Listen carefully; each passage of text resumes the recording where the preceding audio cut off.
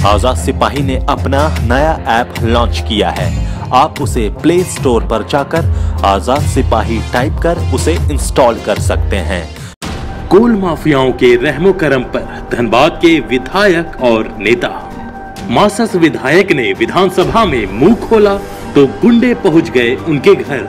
जरा सोचिए, कहां है धनबाद की पुलिस? गुंडों में इतना साहस कहां से आया? कोल माफियाओं पर नकेल कस दी जाए तो खाकी और खादी का तिलिस्म ही टूट जाएगा।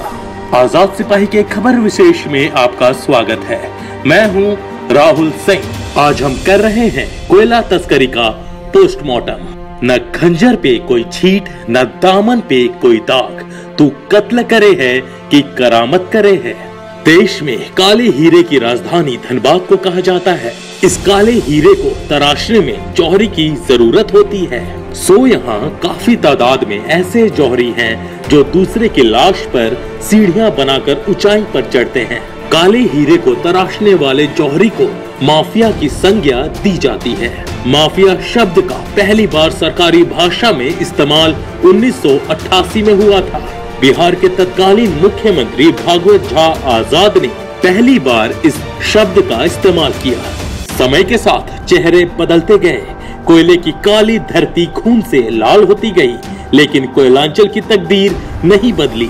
आज कोयलांचल में लगभग 8 बड़े गैंग हैं, जबकि सैकड़ों छोटे गैंग। कोयलांचल में 8 बड़े गैंग में से 400 करोड़ रुपए से भी अधिक की रंगदारी को लेकर खूनी खेल चलता रहता है। इस खेल से जो पैसे आते हैं वे पुलिस, नेता और अफसर में बंटते हैं। इन्हीं पैसों की बदौलत कोल माफियाओं का हौसला बुलंद है और अब तो वे इतने ढीठ हो गए हैं कि जब निरसा के मासस विधायक अरूप चैटर्जी ने कोल माफियाओं की बात विधानसभा में उठाई तो गुंडे उनके निरसा स्थित आवास पहुंच गए और उन्हें देखकर हाउस गार्ड दुबक गए। पेश है हमारे धनबाद ब्यूरो हेड मनोज मिश्रा की रिपोर्ट। अगर कोल माफियाओं में इतनी ताकत आई है तो इसलिए क्योंकि कोयले की अवैध कमाई में राजनेताओं के साथ ही पुलिस अधिकारी गठजोड़ को भी भारी भरकम राशि मिलती है। बिहार, झारखंड के साथ साथ उत्तर प्रदेश के भी कुख्यात अपराधी यहां अपना वर्चस्व कायम करने के लिए हिंसक वारदातों को अंजाम देते हैं। अभी हाल के दिनों में वर्चस्व को लेकर नीरज सिंह, सुनील श्रीवास्तव, अमरेंद्र तिवारी, सुरेश सिंह, राजीव रंजन सिंह, भोला पांडे की फिल्मी अंदाज में हत्याएं कर दी गई। कोयले में वर्चस्व को लेकर हर साल 50 से भी ज्यादा जाने जाती हैं। 500 करोड़ प्रतिवर्ष की अवैध कोयले की कमाई में वर्चस्व को लेकर हिंसा प्रतिहिंसा का दौर कब तक जारी रहेगा? इस पर पुलिस का कब शिकंजा कसेगा, यह बताना आसान नहीं है। मुख्यमंत्री रघुवर दास के कड़े निर्देश के बावजूद धनबाद में कोयला चोरी धड़ल्ले से हो रही है और रिपोर्ट का खेल भी हो रहा है। कहा जा रहा है कि अगर धनबाद में कोयला चोरी रोक दी जाए तो खाकी और खादी का तिलिस्म ही टूट जाएगा। कोयले की काली कमाई पर शहर के सैकड़ों इमारतें खड़ी हैं। ये इमारतें प्रतीक हैं कोयला कारोबार में माफिया घुसपैठ की। अरबों रुपए के कोयले के काले कारोबार में पुलिस अफसर, नेता और इस अवैध कारोबार में शामिल लोग कानून को अपनी जेब में रखते आए हैं। बहुत दिनों से धनबाद में कोयले का काला कारोबार कम था, लेकिन हाल में विशेष शाखा की रिपोर्ट में यह खुलासा हुआ है कि अब धड़ल्ले से हो रहा है। सूत्रों के अनुसार इस तस्करी को खाकी और खादी का खुला संरक्षण मिल रहा है। अब जब राज्य सरकार गंभीर हुई है तो आनन फानन में छोटे कोयला चोरों की गिरफ्तारी हो रही है, लेकिन बड़ी मछलियों को छुआ भी नहीं जा रहा। झामुमो, भाजपा, कांग्रेस और राजद के कई नेताओं पर इस धंधे में प्रत्यक्ष या परोक्ष रूप से शामिल होने का भी आरोप है। भाजपा के एक बड़े और दबंग नेता पर तो खुलेआम पसंद के अधिकारियों की पोस्टिंग कराने का भी आरोप है। झामुमो और भाजपा के नेता कोयला चोरी के कई मामलों में नामजद अभियुक्त भी हैं। धनबाद के कतरास, निरसा, सुदामडी, झरिया, भौरा और मुगमा थाना से सबसे अधिक गड़बड़ी की सूचना मिल रही है। बाघमारा के विधायक ढुल्लू महतो पर कई आउटसोर्सिंग कंपनी को धमकाने के आरोप पर जांच चल रही है और ऐसे ही एक मामले में पुलिस विभाग के अधिकारियों को विधायक की मदद करने के आरोप में शर्मसार भी होना पड़ा है। धूली थाना, गोविंदपुर, झरिया, सिंदरी और निरसा थाना क्षेत्र के प्रभारियों की भूमिका पर लगातार सवाल खड़े हो रहे हैं। कोयले की काली कमाई की चमक से सभी लोग आकर्षित होते हैं और जल्दी कमाने की होड़ में अपना गैंग बनाने में जुट जाते हैं। नए लोग बंद पड़ी खदानों से अवैध उत्खनन कर करोड़ों की कमाई करते हैं और संरक्षण देने वाले अपने आकाओं को एक बड़ी राशि रंगदारी के रूप में देते हैं। ये छोटे गैंग स्थानीय लोगों से बंद पड़ी खदानों से कोयला निकलवाते हैं और प्रति टन 600 रुपए उन्हें देते हैं, जबकि बाजार में इसी कोयले को 7,000 रुपए में बेचते हैं। कोयले की तस्करी बनारस एवं उत्तर प्रदेश की मंडियों में होती है। राजनेता, पुलिस एवं पत्रकारों की गठजोड़ से कोयले की तस्करी कराई जाती है। पुलिस अधिकारियों की भूमिका इसमें अत्यंत अहम होती है। पुलिस अधिकारियों को भी कोयला तस्कर नजराने की एवज में मोटी राशि देते हैं। बंद पड़ी खदानों से अरबों की कमाई। कोयला कंपनियों द्वारा खनन के बाद बंद की गई कोयला खदानों को कोयला तस्कर एवं माफिया निशाना बनाते हैं। रैट होल के जरिए स्थानीय मजदूरों एवं कोयला चोरों को बंद खदानों में खनन के लिए भेजते हैं। इन बंद खदानों की सुरक्षा के लिए कोयला कंपनियां करोड़ों रुपए खर्च करती हैं। इसके बाद भी कोयला तस्कर बंद खदानों से प्रतिदिन लाखों टन कोयला निकालने में सफल होते हैं। इस कोयला की तस्करी कर रहे बनारस सहित देश के अन्य मंडियों में भेजा जाता है। हर पुलिस नाके पर एक निश्चित राशि तय होती है, जिसे कोयला माफिया ईमानदारी से पुलिस को पहुंचा देते हैं। कोयलांचल में पदस्थापित पुलिस अधिकारियों की कमाई करोड़ों में होती है और ये धंधा बेरोक टोक चलता है। इस अवैध कमाई में राजनेताओं और पत्रकारों का भी हिस्सा होता है। अब उत्तर प्रदेश के माफियाओं सहित बिहार एवं कोयलांचल के माफियाओं की भी धमक है। छोटे छोटे कोयला तस्कर एक मोटी राशि माफियाओं को देते हैं ताकि धंधे में कोई रुकावट ना आ सके।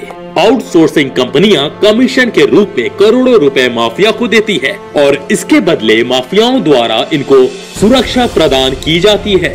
इन दिनों झरिया, सुदामडी, पाथरडी, भौरा, कतरास और निरसा थाना क्षेत्र के आसपास के इलाकों में संचालित आउटसोर्सिंग खदानों एवं बंद खदानों से कोयला की अवैध खनन कर ईंट भट्टों और सॉफ्ट कोल भट्टों में खपाया जा रहा है। केंदुआडी थाना क्षेत्र के कुसुंडा एवं गोधर बस्ती के आसपास की बीसीसीएल खदानों से भी कोयले की अवैध खनन हो रहा है। गौरतलब है कि इन दिनों बंगाल के दुबड़ा से बड़े पैमाने पर कोयले की तस्करी हो रही है। लोकल लिंक और कुछ पुलिस वालों के सहयोग से यह काला खेल चल रहा है। लगभग 400 करोड़ रुपए की रंगदारी वसूली। कोयलांचल में 40 वैध खदानें हैं, जबकि इससे कहीं अधिक अवैध खदान। इस वैध खदानों से लगभग 1.5 लाख टन कोयले का उत्पादन होता है, जबकि इस उत्पादन में लोडिंग, अनलोडिंग और तस्करी में लगभग 400 करोड़ रुपए की रंगदारी माफिया के गुर्गे करते हैं। कोयलांचल में 8 बड़े गैंग में 400 करोड़ रुपए से भी अधिक की रंगदारी को लेकर खूनी खेल चलता रहता है। वैसे पिछले 57 साल से कोयलांचल में वर्चस्व की लड़ाई चल रही है, लेकिन पिछले 3 दशक से इस लड़ाई ने हिंसक रूप ले लिया है। 30 साल में करीब 350 से भी ज्यादा हत्याएं हुई। कई की तो लाशें भी नहीं मिली, जबकि छोटे छोटे प्यादे तो लगभग रोज ही मारे जाते हैं। कई को बेदर्दी से जलती आग में फेंक दिया जाता है। कई हाई प्रोफाइल हत्याएं भी हुई हैं। अब तो गोरखपुर के भी माफिया डॉन कोयलांचल के माफियाओं के साथ मिलकर इस अवैध काली कमाई में लग गए हैं। दरअसल पिछले कुछ सालों में माफियाओं ने यूनियन की आड़ में कोयलांचल में अपना वर्चस्व कायम कर लिया है।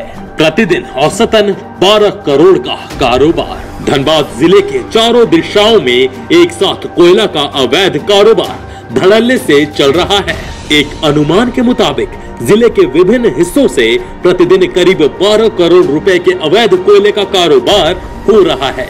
धनबाद जिले के निरसा से लेकर गोविंदपुर तक अधिकांश सॉफ्ट कोक और कई हार्ड कोक भट्टों में दिन भर चोरी का कोयला खपाया जाता है। पतीक डीह स्थित एक ईंट भट्टा से हर रोज करीब 20-30 गाड़ी चोरी का कोयला निकल रहा है।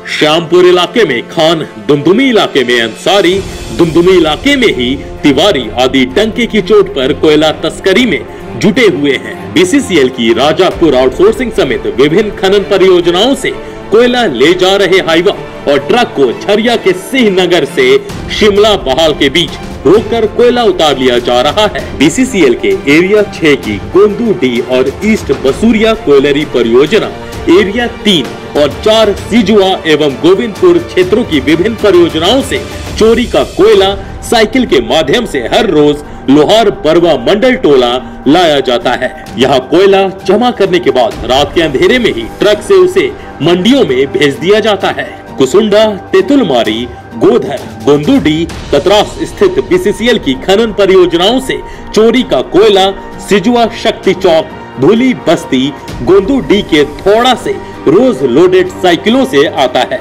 बीसीसीएल के बाघमारा कोयलांचल में तो मानो कोयला की लूट की पूरी छूट मिल चुकी है।